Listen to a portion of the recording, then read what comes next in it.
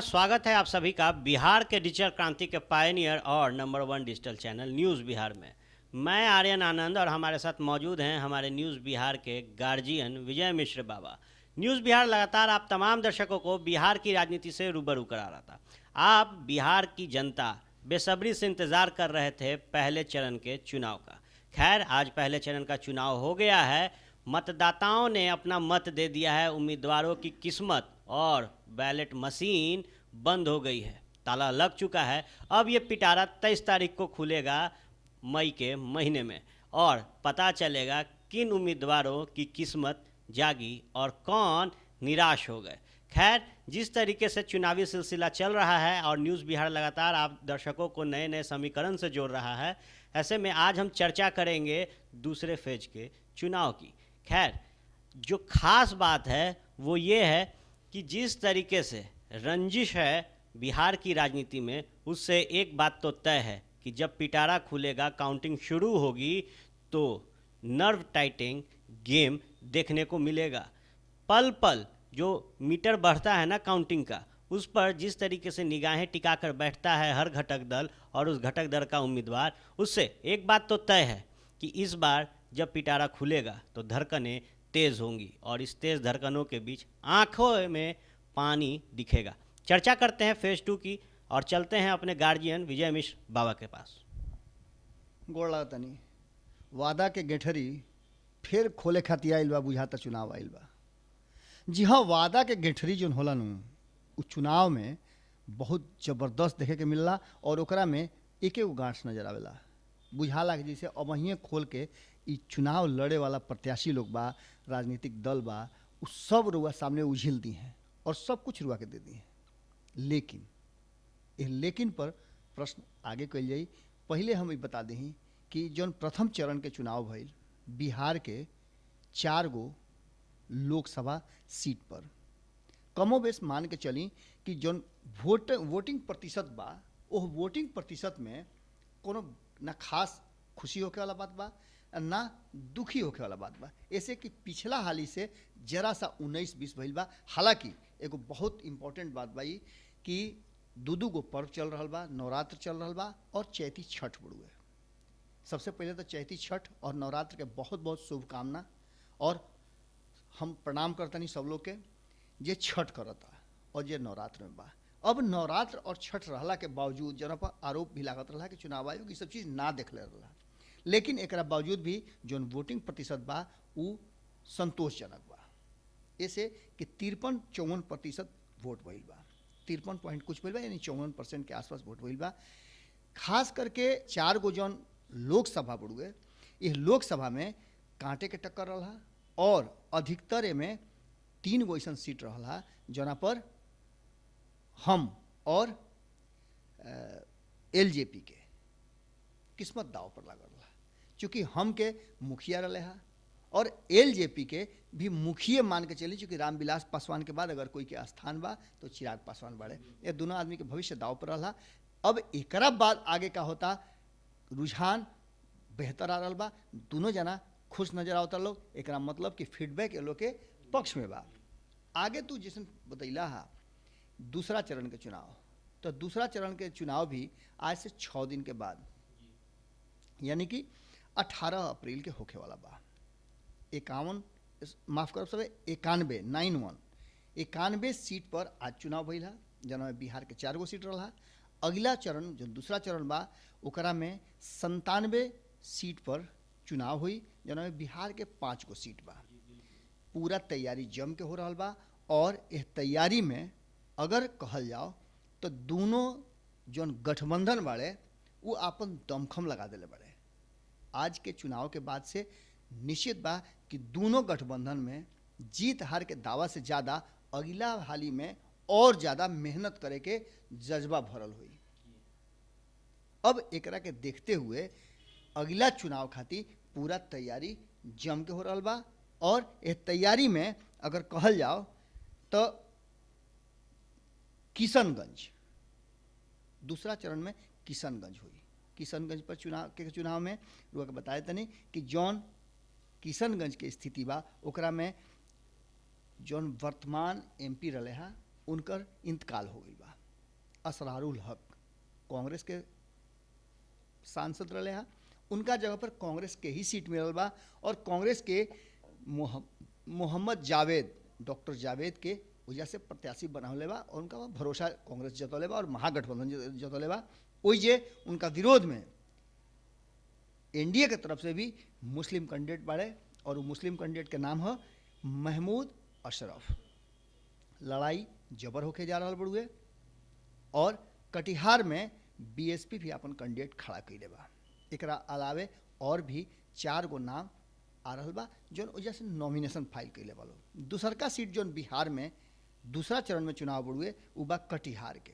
कटिहार रुआ लोग के पता बा कि एनसीपी के खाता में रहल हा तारिक अनवर के, जौन तारिक अनवर समझौता के पिछला हाली भी 2014 में भी जौन सीट शेयरिंग के समझौता भी रहे और एक गठबंधन बना रहे कांग्रेस के, आरजेडी के और ओमे एनसीपी रहन। पिछला 2014 में आरजेडी के गठबंधन में कांग्रेस शामिल रहे, लेकिन जदयू कोनो गठबंधन में न रहे, अकेले चुनाव लड़ रहे और बीजेपी के गठबंधन रहे जना में 3 गो दल रहन। ओहू घर 3 गो दल रहन, बीजेपी रहे, एलजेपी रहे और आरएलएसपी रहे। अब ओकरा के अगर आगे बढ़ के देखी तब ई कटिहार वाला सीट अब कांग्रेस के खाता में बा। एनसीपी के वजह से तारिक अनवर जौन रहे हा सांसद उ कांग्रेस में आ गए बड़े और कांग्रेस में आ करके उ वजह से सीट प्राप्त कर ले बड़े। तो तारिक अनवर के वजह जदयू से मुकाबला बा। जदयू के दुलार चंद गोस्वामी बाड़े, उनका पर भरोसा कर गई बा और एनडीए के तरफ से उनका टिकट मिलल बा। नीतीश कुमार जी लगातार दौरा करता रहे, जदयू के लोग भी दौरा करता और एक साथ साथ एनडीए के गठबंधन के घटक दल के लोग भी वजह दौरा करत हुए। सबसे ज़्यादा इम्पोर्टेंट और चर्चा वाला जो सीट बा वो पूर्णिया के सीट बा। पूर्णिया के सीट पर भारतीय जनता पार्टी से आ करके और उदय सिंह उर्फ पप्पू सिंह भारतीय जनता पार्टी पिछला हाली जब उनका ना खुशी मिलल, हार गईलन, तो उनका लागल कि कहीं ना कहीं भारतीय जनता पार्टी उनकर मान सम्मान या उनका बैकअप में नहीं है और वो पार्टी छोड़ करके कांग्रेस में के सदस्यता ले ले। हालांकि कांग्रेस के सदस्यता लेवे के पहले वो मोल जोल जौन बा भाव मोल खूब कैले, वो कांग्रेस में शामिल होकर के शर्त रख ले कि जब टिकट के गारंटी मिली तब वहीं वो शामिल हुई हैं। और अंत में जब हमने के लगातार उनका से बात करे के प्रयास करेंगे, आज पहिलका हाली जब बीजेपी छोड़े के घोषणा कैले तो प्रेस वार्ता कैले रहन और प्रेस वार्ता करके वो घड़ी पूछल गई तो इना बतौले कि वो कहाँ जाइ हैं। लेकिन अंततः हमनी के जौन कयास लगले रही जा, जौन रोला के सामने खबर रखले रही जा, वो खबर के हिसाब से पक्का हो गई कि वो कांग्रेस में ही जाइ हैं। और सीट समझौता से पहले, उम्मीदवारी घोषणा से पहले 10 दिन पहले हम बात कर रहे तो कहले कि हम लगातार बाबा बानी दिल्ली में पूछने की का सीट के फाइनल हो गई तो चल रहा बा। लास्ट में उनका बात विचार से यह बुझाई और यही आधार पर हमने बतैले नहीं जा कि उनकर पूर्णिया के सीट फाइनल बा। उदय सिंह और पप्पू सिंह के मुकाबला जौन बा उस संतोष कुशवाहा जौन अभी सिटिंग हो जाके एमपी बाड़न उनके संगे बढ़ुए। और संतोष कुशवाहा वालों के पता बा कि पिछला 2014 के चुनाव में जौन 2 गो सीट जदयू के पास रहे उनमें से 1 गो सीट संतोष कुशवाहा के भी रहल हा। तो टक्कर ये जो कांटे के बा और उदय सिंह जीत के ज़्यादा दावा करता रहन, चूँकि उनका बुझाता कि अब के लिए महागठबंधन से सीट समझौता में उनका ज़्यादा वोटिंग प्रतिशत और समीकरण उनका पक्ष में बा। आगे बढ़ जा तो भागलपुर के सीट भी ये दूसरा ऐसा सीट बा जौन जदयू के खाता में रहला और जदयू इस सीट पर अब के हाली अजय मंडल पर भरोसा कैले बा। रुआ के बता दी कि एकरा पहले एक सीट जौन बा अभी वर्तमान में आरजेडी के खाता में बा। आरजेडी के शैलेश मंडल यानी बुलो मंडल उनका कहल जाला और वो राष्ट्रीय अध्यक्ष भी बाड़न युवा राजद के।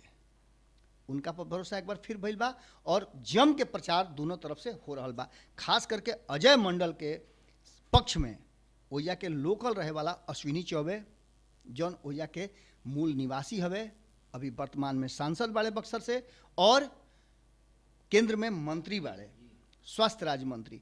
वो जबरदस्त ढंग से उनका आशीर्वाद दिले बाड़े और वो कहत रहे कि हमार आशीर्वाद के मतलब उड़े कि भागलपुर से तहार विजय हो गई। इस सीट पर बहुत झमेला भई रहे, इरु वालों के पता बा। इस सीट पर भारतीय जनता पार्टी अपन दावेदारी करते रहे और इस सीट के दावेदारी के लेकर के नीतीश कुमार के भी बोले के पड़ल। शाहनवाज हुसैन इस सीट पर पिछला हाली चुनाव लड़ रहन, लेकिन वो हार गई रहन बुला मंडल से। शाहनवाज हुसैन अब की हाली सोचले रहन कि सीट समझौता में भागलपुर उनका मिल जाई और उस सीट के निकाल ली है। उनका तैयारी भी जबरदस्त रहे और लगातार सोशल मीडिया के माध्यम से वो अपन दावेदारी प्रस्तुत भी करत रहन। यह बात के लेकर के जब सीट उनका ना मिलल तो वो नाराजगी व्यक्त कैले रहन।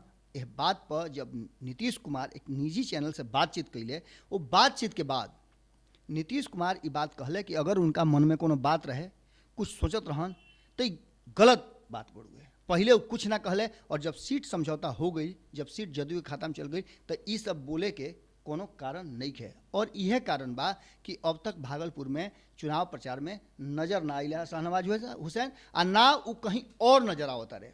गुस्सा जायज़ भी बा उनकर, या फिर कहीं तो पार्टी उनका विषय में का सोचत हुए। मुस्लिम कैंडिडेट रहे है भारतीय जनता पार्टी के, और ओकरा पर भरोसा शायद भारतीय जनता पार्टी ना कैला सा। अब अजय मंडल के बुलो मंडल से टक्कर बा और अजय मंडल के समर्थन में भाजपा पूरी तरह से आ गई बा शाहनवाज हुसैन के छोड़ के। अगला सीट बा बांका के। बांका भी राजद के गढ़ बुड़ुए। अभी राजद के वर्तमान ओजा सांसद बड़े जयप्रकाश नारायण यादव। एहू सीट पर बहुत झमेला भर रहा और बांका के लेकर के अभी भारतीय जनता पार्टी में बवाल मचल बा। भारतीय जनता पार्टी के पुतुल देवी बाड़ी, पुतुल देवी नाम हनु, पुतुल देवी बाड़ी जौन पूरा विचार कैले रही कि उनका टिकट मिल जाए, लेकिन ये टिकट जदयू के खाता में चल गई। उनकर बेटी गोल्डन गर्ल के नाम से जानल जाली, देश खातिर बहुत मेडल जीतल बाड़ी और प्रधानमंत्री के साथ साथ राष्ट्रपति से भी उनका पुरस्कार मिलल बड़ुआ। प्रधानमंत्री बहुत उनका से मान जान भी करेले और उनका बारे में कहले बिहार के लोग भी नाज करेला उनका पर। श्रेया सिंह अपना श्रेयसी सिंह के जौन माता श्री बाड़ी पुतुल देवी, उनका खातिर रुआ लोग के पता बा कि दादा के नाम से मशहूर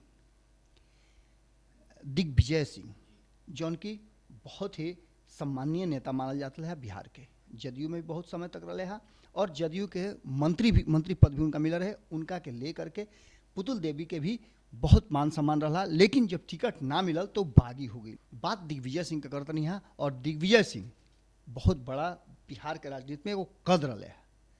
उनका इंतकाल के बाद, उनका मृत्यु के बाद पुतुल देवी राजनीति में पदार्पण कैली और उनका राजनीतिक इतिहास भी बढ़िया चलत रहा। अब उनकर बेटी श्रेयसी जौन बाड़ी, उनका बगावत के बाद भी उनका पक्ष में बाड़ी और लगातार चुनाव प्रचार चल रहा बुड़ुए। एक साथ साथ जदयू के वजह गिरधारी यादव बाड़ा। अब गिरधारी यादव के लेकर के और पुतुल देवी के लेकर के जयप्रकाश नारायण यादव के साथ त्रिकोणीय मुकाबला एजा हो गई बा। बांका के सीट पर ये दूसरा ऐसा बड़ुए कि दूसरा बार जयप्रकाश नारायण यादव के कड़ा टक्कर मिले जा रहा बड़ुए और त्रिकोणीय मुकाबला में के निकली के का हुई वो तो बाद के बाद बा। लेकिन चुनाव जौन बा वो 18 अप्रैल के होखे वाला बड़ुए। नॉमिनेशन हो चुकल बड़ुए। अब हर पार्टी आपन आपन दावेदारी कर रहा बा। रुआ लोग के मालूम बड़ुए कि आज ही प्रधानमंत्री के भागलपुर में दौरा रहा और जम करके कांग्रेस और महागठबंधन पर हमला भी कैले है। अब ये पूरा चुनावी प्रक्रिया में जो दूसरा चरण के चुनाव रहा वो पहला चरण के चुनाव से ज़्यादा मज़ेदार और ज़्यादा तेजी से होखेला, चूँकि तब तक ले पर्व त्यौहार सब खत्म हो जाएगी और पर्व त्यौहार खत्म हो जाए से अभी केहू लगे बहाना भी ना रही कि पर्व त्यौहार रहा। ये चलते वोटिंग प्रतिशत कम रहा। हमनी के लगातार जनता जनार्दन से ये बात के आग्रह करतन या निहोरा करतन या निवेदन करतन या कि रुआ लोग वोट देवे जरूर जाइए। अब एक बात बा आर्यन, ये सब बात में जौन 97 गो सीट बढ़ुए जो दूसरा चरण में चुनाव होखे वाला बा, ओकरा में कुल 13 राज्य में चुनाव होखे वाला बा। कुछ राज्य हैं जैसे कि कर्नाटक, असम में बीजेपी की सरकार बनी है तो बीजेपी को काफ़ी उम्मीद होगा असम से।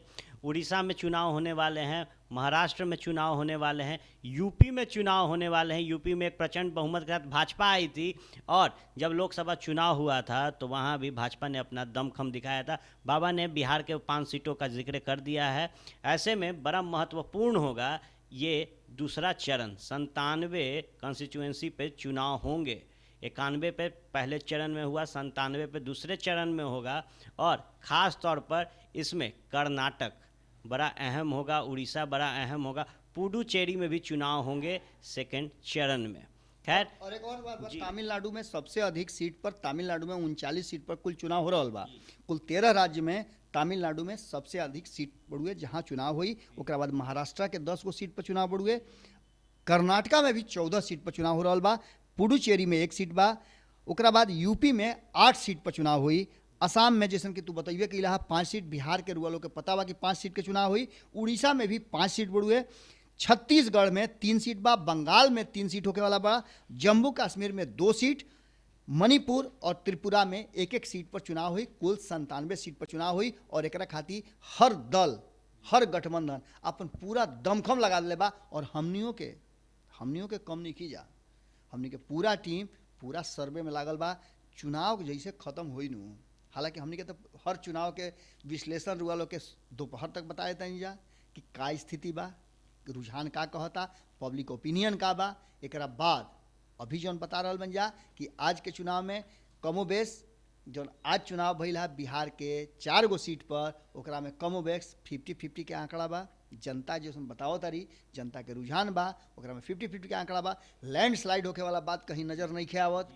एकरा बाद आगे बढ़ी जा तो हमनी के चुनाव जैसे खत्म हुई ओकरा बाद रुआ लोग के सामने सर्वे लेके आबि जा और ये एक्यूरेट लगभग बतावे के प्रयास हमनी करब जा कि के कितना सीट पर चुनाव जीती। इंतजार रुआ लोग करी सब है, ऐसे कि हमनी के हर सदस्य जौन बाड़े भारत लाइव के वो हर क्षेत्र में अपन जम के पसीना बहा रहल बाड़े। और एक लोग से हमनी के 100-200 ना हजारों के संख्या में लोग से मिल करके और चुनावी सर्वेक्षण में लागल बनी जा।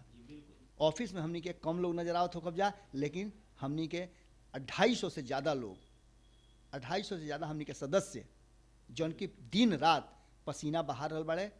और उ नज़र आई रुआ लोग के लोकसभा चुनाव के जैसे जैसे समाप्ति होत जाई वैसे वैसे हमनी के आंकड़ा दे जा। अब तक जितना आंकड़ा दिले बन जा, चाहे वो सीट शेयरिंग के समझौता होके, प्रत्याशी के चयन होके, केकरा कितना सीट मिली, इस सारा आंकड़ा अब तक ले 99% तक, 90 से 99% तक सफल भइल बा। चुनाव है और जैसे ही 18 अप्रैल होगा 188 उम्मीदवारों की किस्मत फिर से पेटी में बंद हो जाएगी। पेटी हम कह रहे हैं, पुराने लोग हैं और पुरानी सोच के साथ पत्रकारिता कर रहे हैं। 18 तारीख को फिर से जनता एक बार उम्मीदवारों को वोट देने जाएगी। न्यूज़ बिहार और भारत लाइव आग्रह करता है कि जनता इस लोकतंत्र को मजबूत करती है और जिस तरीके से वोट प्रतिशत थोड़ा सा बढ़ा है पहले चरण में, उससे एक बात तो तय है कि जब अगले 97 कंस्टिट्यूएंसी में जब चुनाव होगा तो जनता खुल कर आएगी चुनाव देने, क्योंकि पर्व नहीं होंगे और फास्टिंग नहीं होगा। ऐसे के साथ और इसी पर हम लेते हैं आपसे अलविदा। पुनः किसी समीकरण और नई खबरों के अपडेट के साथ आपसे रूबरू होते रहेंगे। देखते रहें भारत लाइव टीवी। धन्यवाद। हमारे फेसबुक पेज को लाइक करें, ट्विटर पर फॉलो करें न्यूज़ बिहार लाइव, और साथ ही साथ हमारे यूट्यूब चैनल को सब्सक्राइब करें। सब्सक्राइब करने के बाद बेल आइकन दबाना ना भूलें। धन्यवाद।